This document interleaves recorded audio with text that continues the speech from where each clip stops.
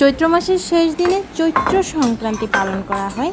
আর এই দিনে ভাই বোনের সুন্দর একটা রিচুয়াল আমাদের মধ্যে আছে। বোনদের হাত থেকে ভাইরা তাদের দীর্ঘায়ু কামনা এবং কল্যাণের জন্য ভাই ছাতু নামে একটা অনুষ্ঠান হয়। আর চৈত্র সংক্রান্তির দিনে সব রকমের তেতো জাতীয় খাবার, যেটাকে আমরা পঞ্চব্যঞ্জন বলি, এই পঞ্চব্যঞ্জন দিয়ে পেট পরিষ্কারের জন্য দারুণ দারুণ সব আইটেম রান্না হয়।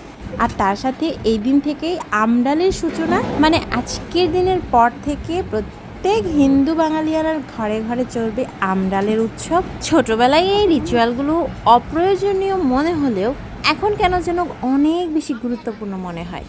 মচমচে নিম পাতা ভাজি, আরও কয়েক রকমের তেতো জাতীয় খাবার। এত রকমের তেতো জাতীয় খাবার খেতে হবে এইটা ভেবেই আগে গা গুলিয়ে উঠতো, আর এখন অনেকটা শখ করেই খাই, আর খেতেও অনেক ভালো লাগে।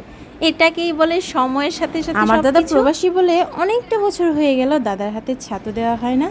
যাই হোক, দূর থেকেই আমরা দুই বোন দাদার জন্য অনেক মঙ্গল কামনা করি।